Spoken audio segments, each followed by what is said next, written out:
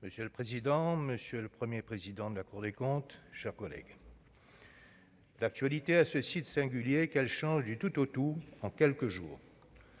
Aujourd'hui, nos regards sont à raison rivés vers l'Est, où la Russie ravive les peurs d'un conflit mondial, et aussi vers le Sud, où la situation malienne nous fait craindre l'émergence d'une nouvelle base djihadiste. Et quand la situation internationale cesse de nous occuper, nous retournons à nos affaires nationales. Alors, les prochaines échéances électorales saturent tout l'espace médiatique. Nous en venons à oublier qu'une pandémie bouleverse le monde depuis 2 ans. Pourtant, s'il y a bien un domaine où nous ne sommes pas prêts d'oublier la crise sanitaire, ce sont nos finances publiques. Et le rapport annuel de la Cour des comptes nous en fait une douloureuse piqûre de rappel. Tous les principaux indicateurs prouvent que nos finances publiques ont été lourdement éprouvées par la crise. Le déficit, qui demeure extrêmement élevé, autour de 130 milliards d'euros en 2022, soit encore près du double de 2019, et malheureusement bien au-deçà de la barre de 200 milliards franchie en 2020 et 2021.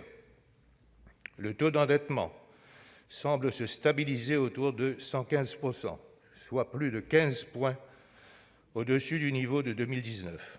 Notre pays demeure champion des prélèvements obligatoires et de la dépense publique, même si les taux sont en l'occurrence déjà revenus au niveau d'avant-crise. Une simple analyse de ces indicateurs nous rappelle que la France mettra des années, si ce n'est des décennies, pour effacer de ses comptes publics les séquelles de la pandémie. Nous paierons longtemps les mesures d'urgence. Je pense nécessaire de rappeler ces éléments structurants, non pas pour accabler le gouvernement pour sa gestion de la crise sanitaire, mais parce que le désendettement de l'État doit devenir une priorité politique pour les prochaines années. Il en va de notre souveraineté nationale. Le creusement du déficit et de la dette publique a été causé par une augmentation très forte des dépenses et une baisse très forte aussi des recettes. Or, c'est le même phénomène qui s'applique à plusieurs échelles.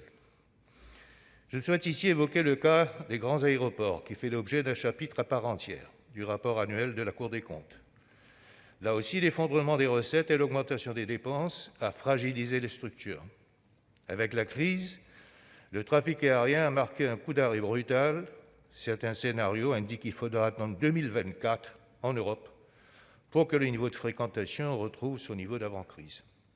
En conséquence, les recettes des aéroports, qui dépendent directement du trafic, se sont elles aussi effondrées, et avec elles, les marges d'exploitation.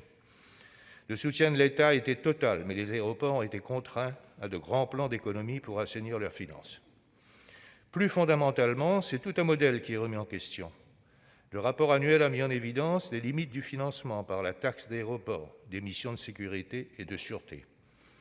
Il faudra repenser l'avenir des aéroports en France avec la levée progressive des restrictions sanitaires. Cette situation est d'autant plus grave que la santé financière des aéroports révèle le dynamisme de nombreux territoires. C'est particulièrement le cas chez moi, à l'île de la Réunion, où l'aéroport Roland-Garros est un poumon économique. Je souhaite donc connaître l'avis du gouvernement sur les 2 recommandations formulées par la Cour des comptes à ce sujet.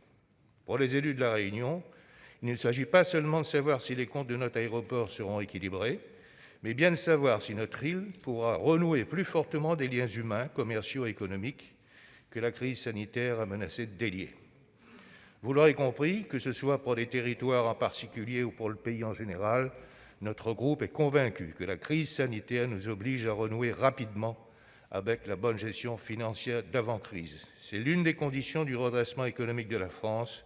Le défi sera pour nous de nous assurer que cette gestion financière ne se fera pas au détriment de la croissance économique. Je vous remercie. Merci, cher collègue.